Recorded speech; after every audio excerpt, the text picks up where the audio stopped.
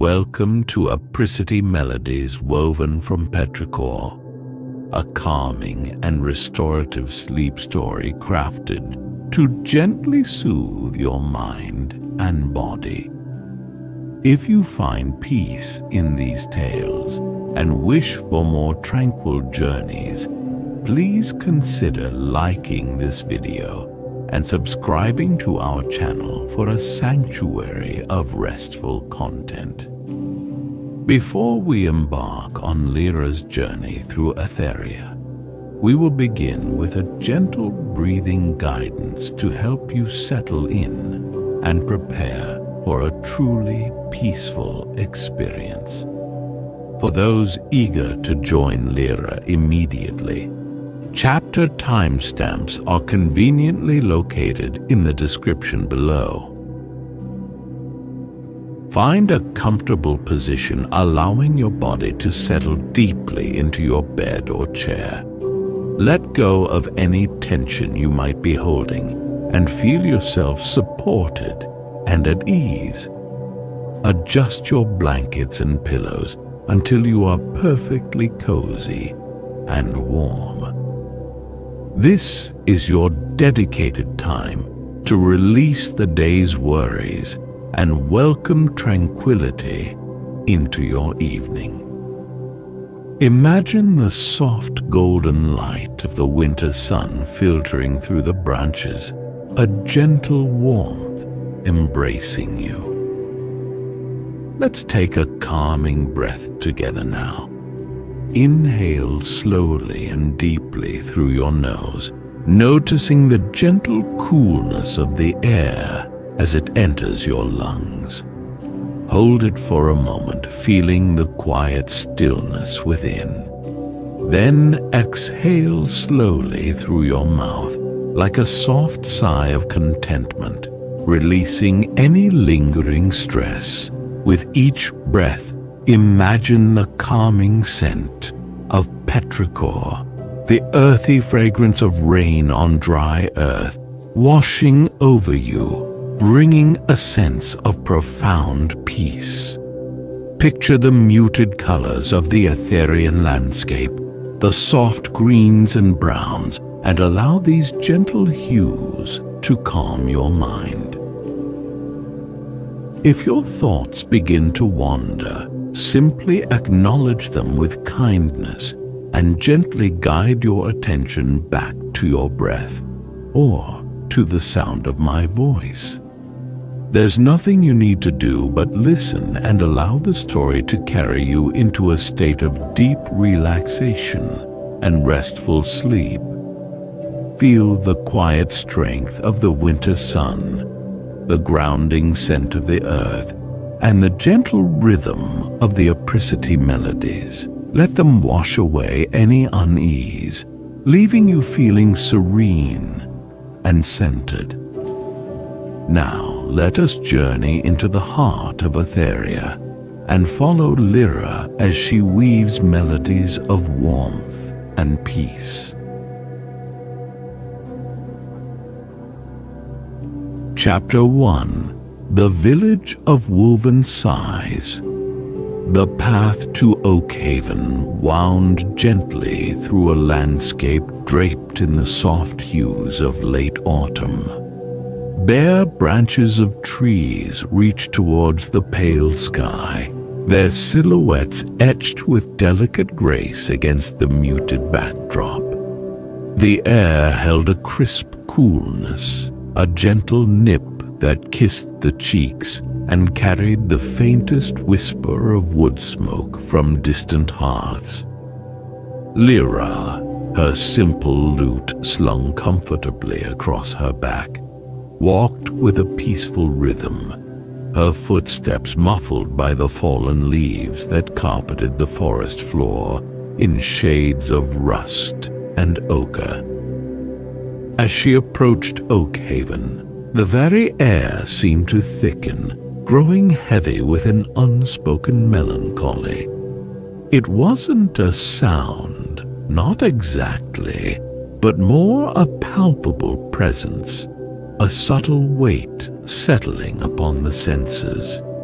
Even the sunlight, filtering through the skeletal branches overhead, seemed less vibrant here, diffused and muted as if veiled by a thin layer of gray.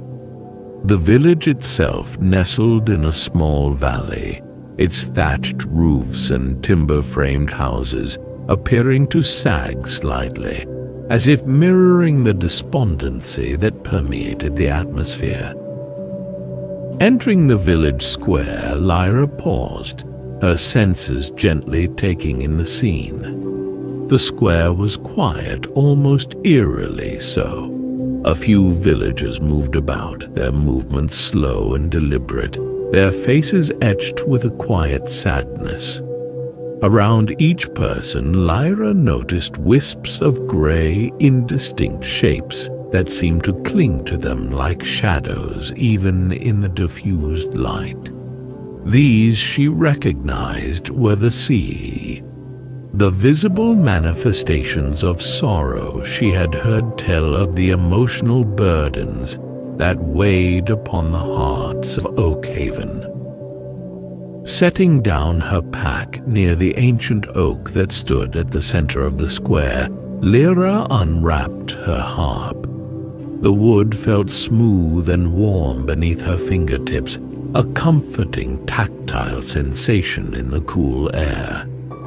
She carefully tuned the strings, the delicate notes ringing out softly, tentatively breaking the heavy silence of the square. The sound was gentle, unassuming, like the quiet murmur of a stream or the whisper of wind through tall grass. Taking a deep breath, Lyra began to play. Her fingers moved across the strings with a practiced ease, drawing forth a melody that was simple and heartfelt. It was an Apricity melody, one of the ancient tunes passed down through generations of her order, a melody designed to capture the gentle warmth of the winter sun. As the notes filled the square, a subtle shift began to occur. The air seemed to lighten ever so slightly. A faint scent, delicate and earthy, began to mingle with the wood smoke and the crisp autumn air. It was the scent of Petrichor, the fragrance of rain falling on dry earth, a smell that evoked a sense of calm and quiet renewal. It was a subtle fragrance, almost a whisper, but it was undeniably present, woven into the very fabric of the melody. Lyra closed her eyes for a moment, letting the music flow through her, feeling the gentle vibrations of the harp against her chest. Slowly, hesitantly, a few villagers began to gather at the edges of the square. They stood at a distance, watching Lyra with quiet curiosity, their shadowed expressions softening almost imperceptibly. A young child, clutching a worn wooden toy, crept a little closer, their gaze fixed on the harp strings as they vibrated and shimmered in the muted light. The gray's eyes around them seemed to waver, thinning slightly, as if the gentle music was beginning to gently unravel their hold. Lyra continued to play, letting the Apricity melody unfold, note by note, like the slow unfurling of a winter blossom. She focused on the feeling of the strings beneath her fingers, the warmth of the wood, the gentle rhythm of the music flowing outwards, embracing the village in its quiet embrace. She thought of the winter sun, a source of gentle strength and enduring warmth, even in the depths of the cold season, and infused that feeling into her playing.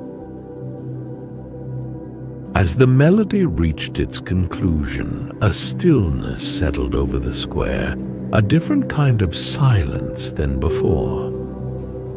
This was not the heavy, oppressive silence of sorrow, but a quietude filled with a sense of gentle expectancy, a space for breath and quiet reflection.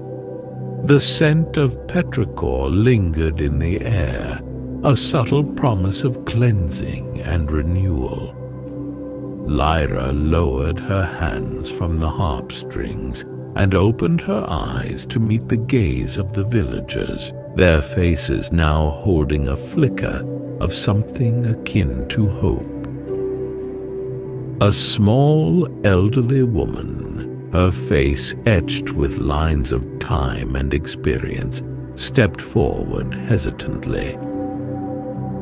Her sigh, though still present, seemed a little less dense, less heavy. She offered Lyra a small, wrinkled smile. "Thank you," she whispered, her voice raspy but filled with a fragile warmth. That music. It felt like a gentle rain after a long drought. Lyra returned the smile, a sense of quiet purpose settling within her. Her journey in Oakhaven had just begun. Chapter 2: Echoes in the Copper Mines. The path to the copper mines led away from the gentle valley of Oakhaven and climbed steadily into the rugged foothills.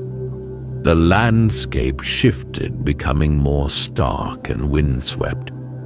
The trees were sparser here, clinging to the rocky slopes, their branches gnarled and twisted by the wind.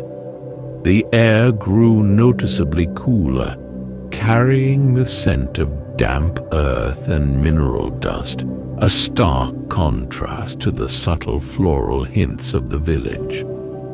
Lyra walked onward, the terrain becoming steeper, the path winding upwards towards the dark gash in the hillside that marked the mine entrance. Approaching the mines, a low rhythmic thumping echoed through the air, the sound of hammers against rock, a constant weary pulse. The mine entrance was a shadowed opening in the ochre-colored earth, a stark contrast between the sunlit slopes and the darkness within. The air around the entrance felt heavy, almost oppressive, carrying not just the scent of damp earth and copper, but also a palpable sense of weariness and strain. Lyra could almost feel the weight of the mountain pressing down, a physical manifestation of the burdens carried within. She entered the mine, stepping from the diffused sunlight into a world of cool, damp shadow. Her eyes adjusted slowly, revealing a tunnel carved into the rock, the walls rough and uneven, glistening with moisture. The rhythmic thumping of hammers was louder here, joined by the scrape of shovels and the low murmur of voices, a soundscape of relentless labor. The air was thick with the smell of earth and metal, and a faint metallic tang that tickled the back of her throat. As she walked deeper into the mine, the tunnels branched off, creating a labyrinth of dimly lit passages. Miners, their faces streaked with grime and sweat, toiled in the flickering lamplight, their movements repetitive and GGD. Around them, the sighs seemed thicker here, denser and more pronounced than in Oakhaven, swirling like dark mists in the confined spaces. The weight of sorrow here was almost suffocating, a heavy blanket of collective weariness. Lyra found a slightly wider passage near a subterranean spring, a small pool of water trickling down the rock face, its gentle murmur a fragile counterpoint to the harsh sounds of mining. She set down her harp, the smooth wood cool against the damp rock. Taking a deep breath of the earthy air, she began to play an Apricity melody, her fingers finding the familiar chords almost instinctively. The notes resonated in the confined space, echoing off the damp rock walls, creating a unique, resonant sound. The music mingled with the sounds of the mine, at first almost swallowed by the louder noises of labor. But gradually, subtly, the Apricity melody began to permeate the tunnels. The rhythmic hammering seemed to soften slightly. The scraping of shovels became a little less frantic. The murmuring voices lowered in volume. The gentle melody, infused with the quiet strength of the winter sun, was beginning to seep into the very rock itself. As she played, Lyra focused on the sound of the subterranean spring, the constant gentle dripping of water. She wove this sound into her melody, letting the rhythm of the water guide her fingers, creating a sense of grounding and quiet persistence. She imagined the water seeping through the rock, slowly, patiently carving its path, a gentle force of nature, much like the Apricity melodies themselves. Miners paused in their work, drawn by the unusual sound of music in the depths of the mine. They leaned on their hammers and shovels, their shadowed faces turning towards the sound, their expressions slowly shifting from weariness to a quiet curiosity. The gray's eyes around them seemed to ripple and dissipate slightly, like mist under a gentle breeze. The constant weight of labor and sorrow seemed to ease, if only for a fleeting moment. Lyra continued to play, letting the Apricity melody fill the mine tunnels, a gentle offering of solace in this harsh and demanding place. She thought of the Petrichor, the scent of rain on dry earth, and imagined it permeating the damp air, a subtle fragrance of renewal and hope. She played with a quiet steadiness, her music a gentle anchor in the echoing depths of the copper mines, a reminder of peace and tranquility amidst the toil and shadow. When the melody ended, a different kind of silence filled the mine tunnels. It was not the heavy silence of weariness, but a more open, receptive quiet, punctuated only by the gentle dripping of the spring and the distant echoes of their own breathing. A miner, his face lined with years of labor, approached Lyra slowly, his gaze holding a newfound softness. He nodded his head in quiet gratitude. "That music," he murmured, his voice rough from the dust and echoes. "It was like a breath of fresh air down here in the dark." Lyra smiled gently, knowing that even in the deepest shadows, the Apricity melodies could offer a glimmer of warmth and light. Chapter 3. The Petrichor bloom in the high meadow.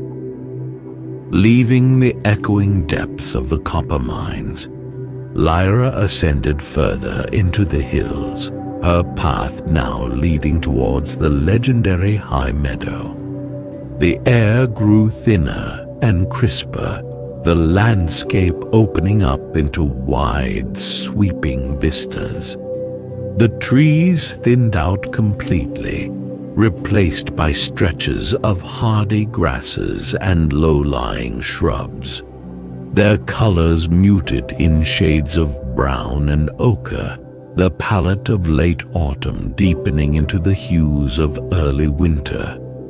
The wind here was stronger, a constant whisper that rustled through the dry grasses and carried the scent of clean, open air.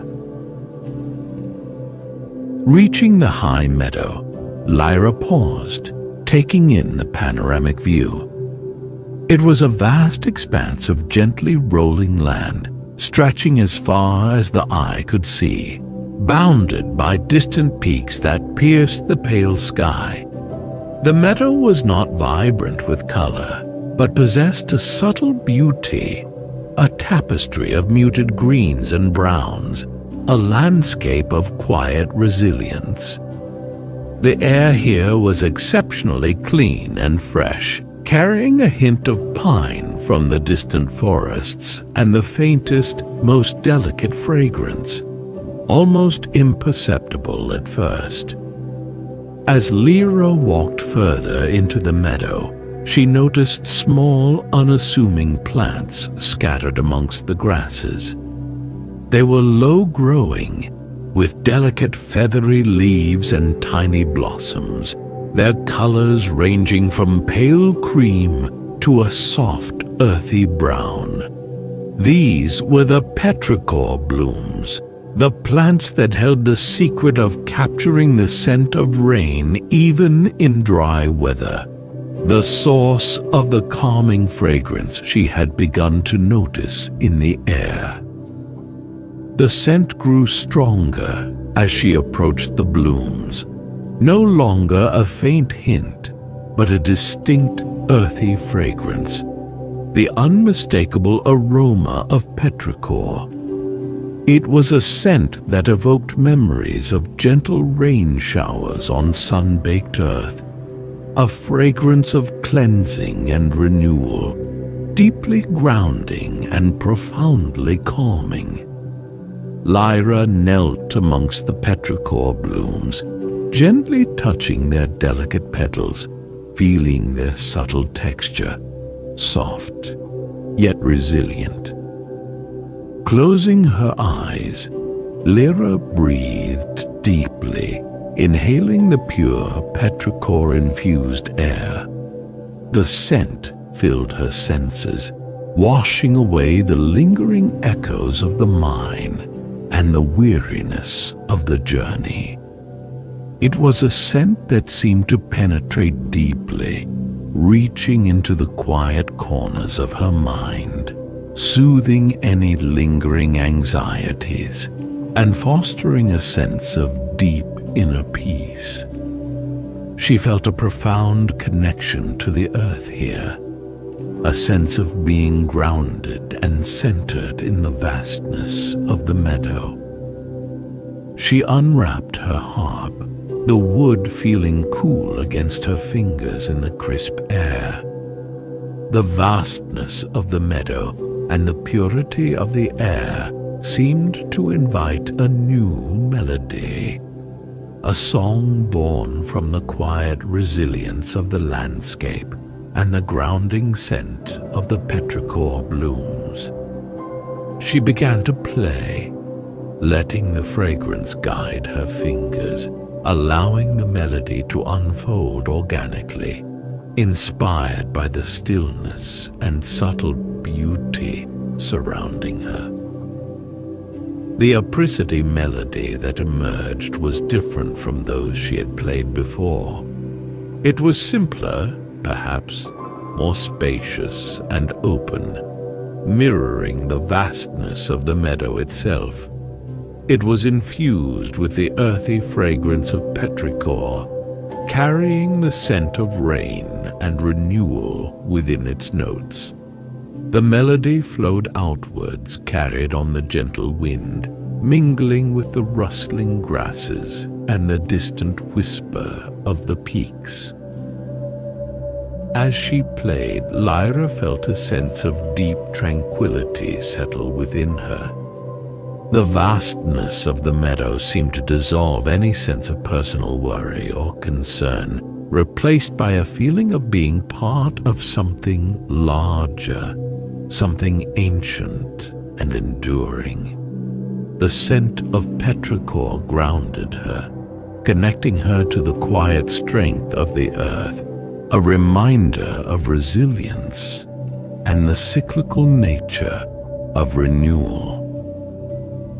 She continued to play, lost in the melody and the sensory richness of the high meadow.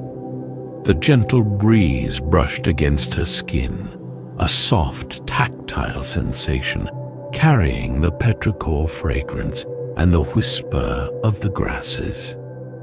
The muted colors of the landscape surrounded her, a calming visual palette of browns, greens, and ochres. The distant peaks stood sentinel against the pale sky, silent witnesses to the quiet music filling the meadow. When the melody drew to a close, a profound stillness settled over the high meadow. It was a silence imbued with a deep sense of peace, a quietude that resonated with the vastness of the landscape and the grounding scent of petrichor. Lyra lowered her hands from the harp strings, feeling refreshed and renewed, as if the meadow itself had shared its quiet strength and resilience with her.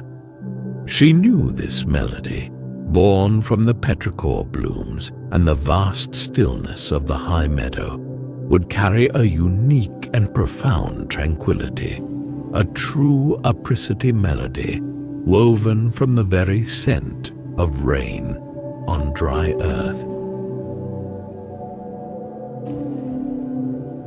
Chapter 4. The Whispering Willow by the Weeping Lake. The descent from the high meadow led Lyra towards a different kind of landscape, one steeped in a more somber beauty. The path wound downwards through patches of thinning forest until it opened onto the shores of Weeping Lake. The lake was large and still, its surface reflecting the pale sky like a sheet of pewter.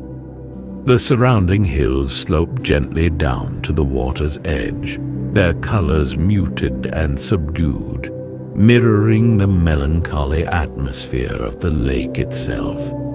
The air here was cool and damp, carrying a faint watery scent and a subtle undercurrent of unspoken sadness. Beside the lake stood a solitary willow tree, a giant with drooping branches that swept down to the water's surface, their leaves rustling softly even in the still air. It was an ancient tree, its trunk thick and gnarled, its presence imbued with a sense of quiet wisdom and gentle sorrow. This was the Whispering Willow, a landmark known throughout the region, said to resonate with the deep sadness of Weeping Lake. Approaching the willow, Lyra felt a subtle shift in the atmosphere, a palpable sense of grief that seemed to emanate from the lake itself. It wasn't a heavy, oppressive sorrow like in the copper mines, but a more gentle, pervasive melancholy, a quiet weeping that permeated the air. Even the gentle rustling of the willow leaves seemed to carry a sighing quality, a whispered lament. The gray's eyes were present here too, hanging low over the water like a mist of sorrow. Lyra walked to the base of the whispering willow, the ground soft and damp beneath her feet. The willow's branches draped around her like a curtain, creating a secluded, intimate space. The air within the willow's embrace was cooler, shaded from the pale sunlight, and filled with the soft rustling of leaves and the gentle lapping of water against the shore. It was a place of quiet contemplation, a sanctuary for sorrow and reflection. Sitting at the base of the willow, Lyra unwrapped her harp. The wood felt cool and slightly damp to the touch, mirroring the atmosphere of the lake. Taking a deep breath of the watery air, she began to play, allowing the melancholy of Weeping Lake and the gentle sighing of the willow to guide her melody. This Apricity melody would be different again, born from sorrow and quiet grief, yet still infused with the promise of gentle warmth and eventual solace. The melody that emerged was slow and mournful, yet not without a glimmer of hope. It was a song of quiet sorrow, acknowledging the pain and sadness of Weeping Lake, but also offering a gentle comfort, a sense of understanding and quiet companionship. The notes resonated beneath the willow branches, mingling with the rustling leaves and the soft lapping of water, creating a tapestry of sound that was both melancholic and strangely soothing. As she played, Lyra focused on the gentle rustling of the willow leaves, imagining them as whispered comforts, soft words of understanding and empathy. She thought of the Petrichor scent and imagined it mingling with the damp air, a promise of eventual cleansing and renewal, even amidst sorrow. She let the melody flow outwards, resonating with the quiet grief of Weeping Lake, offering a space for shared sadness and gentle healing. The lake surface seemed to still further as the music filled the air, becoming almost mirror-like, reflecting the pale sky and the drooping branches of the willow. The gray's eyes over the water seemed to thin and diffuse slightly, as if the music was gently lifting the veil of sorrow, allowing a glimmer of light to penetrate. The air within the willow's embrace felt quieter, calmer, the pervasive melancholy softening into a more peaceful reflection. Lyra played on, her melody weaving through the sighing willow leaves and across the still surface of Weeping Lake. She focused on the tactile sensation of the soft, damp earth beneath her, feeling grounded and connected to the earth's quiet endurance, even in the face of sorrow. She played with a gentle steadiness, her music a quiet offering of solace and understanding, a promise that even in the deepest grief, there is still space for peace and eventual healing. When the melody faded, a profound quiet descended around Weeping Lake, a silence filled with a gentle sense of release. The air within the willow's embrace felt lighter. The pervasive melancholy softened into a quiet acceptance. A gentle breeze stirred the willow branches, creating a soft whispering sound, no longer a sigh of sorrow, but more like a quiet reassurance. Lyra lowered her hands from the harp, feeling a sense of quiet connection to the sorrow of Weeping Lake, and a sense of hope that even here, in this place of gentle grief, the Apricity Melodies could offer a measure of peace. Chapter 5. Melodies for a Shadowed King. The summons to the king came unexpectedly, carried by a royal messenger who found Lyra by the shores of Weeping Lake.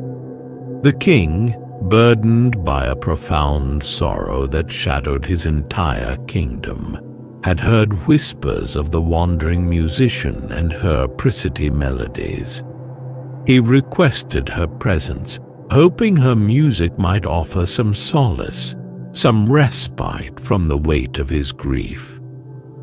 Lyra, with a sense of quiet purpose, accepted the summons, leaving the melancholic beauty of Weeping Lake behind and journeying towards the royal city. The royal gardens were a sanctuary of peace and tranquility, walled off from the bustling city beyond. They were filled with winter jasmine, their delicate white blossoms emitting a sweet, subtle fragrance that permeated the cool air. Statues of serene figures stood amongst the jasmine bushes, and carefully manicured paths wound through beds of moss and evergreen shrubs. It was a place designed for quiet contemplation, a haven of gentle beauty. Yet, even here, in this tranquil space, a subtle shadow seemed to linger, a muted quality to the light, a quiet unease in the air. The king awaited Lyra in a secluded corner of the gardens, seated on a simple stone bench beneath a canopy of jasmine. His shadow was unlike any Lyra had seen before, vast and dark. It enveloped him completely, obscuring his features and casting a pall over the surrounding area. It was a shadow that seemed to embody the collective sorrow of his kingdom, a heavy weight of unspoken grief. His face, what little Lyra could see of it beyond the shadow, was etched with weariness, his eyes holding a deep, profound sadness. Lyra approached the king with gentle reverence, a harp held in her hands. She bowed her head slightly. "Your Majesty," she murmured, her voice quiet but clear. The king nodded slowly, his gaze fixed on the ground. "The melodies. You are said to weave melodies of warmth and peace." His voice was low and weary, devoid of inflection. "Is it true?" "I play Apricity Melodies, Your Majesty," Lyra replied softly. "They are meant to offer comfort and solace, to gently ease the burdens of sorrow." The king gestured vaguely with his hand. "Play them, then. Play them all, if you would. Perhaps they can reach even this shadow." Lyra nodded, understanding the depth of his despair and the profound hope he placed in her music. She found a quiet spot on the mossy ground near the king, the scent of winter jasmine filling the air around her. She unwrapped her harp, the wood feeling steady and familiar in her hands. She began to play, starting with the first Apricity melody she had learned, the simplest and most direct song of winter sun warmth. The notes filled the royal gardens, mingling with the sweet fragrance of jasmine, a gentle offering of light in the shadowed space. She played each Apricity melody in turn, weaving a tapestry of sound that encompassed the gentle warmth of the winter sun, the grounding scent of Petrichor, the quiet resilience of the high meadow and the melancholic beauty of the whispering willow. Each melody offered a different facet of solace, a different pathway to peace. The music flowed outwards, embracing the king and his shadow, permeating the tranquil royal gardens, a gentle wave of sound washing over the burdened space. As she played, a subtle shift began to occur in the garden. The muted quality of the light seemed to brighten ever so slightly, the shadows appearing less dense. The fragrance of winter jasmine seemed to intensify, its sweetness becoming more pronounced, a subtle counterpoint to the pervasive sadness. The air itself felt lighter, less burdened, as if the Apricity Melodies were gently lifting the weight of sorrow that had settled over the royal gardens. And most significantly, the king's shadow began to soften. It didn't vanish entirely, not instantly, but its edges seemed to blur, its darkness less absolute. It began to ripple and waver, as if the gentle music was slowly dissolving its hold, unraveling the threads of sorrow that composed its form. The king himself stirred slightly, lifting his head for the first time, his gaze turning towards Lyra, a flicker of something akin to wonder in his weary eyes. Lyra played on, pouring all her skill and empathy into the final melody, the one born from the Petrichor blooms in the high meadow, the melody of quiet resilience and grounding peace. The music reached its crescendo, then gently softened, fading into a quiet stillness. When the final note echoed away, a profound silence settled over the royal gardens, a silence filled with a sense of release and quiet expectation. The king remained still for a long moment. Then slowly, deliberately, he raised his head and looked directly at Lyra. His shadow was still present, but it was diminished now, less imposing, allowing more of his face to be seen. And in his eyes, Lyra saw not just weariness and sorrow, but a flicker of something else, something she hadn't seen before, a quiet strength, a nascent hope. He drew a deep breath, and for the first time since Lyra had arrived, a faint smile touched his lips.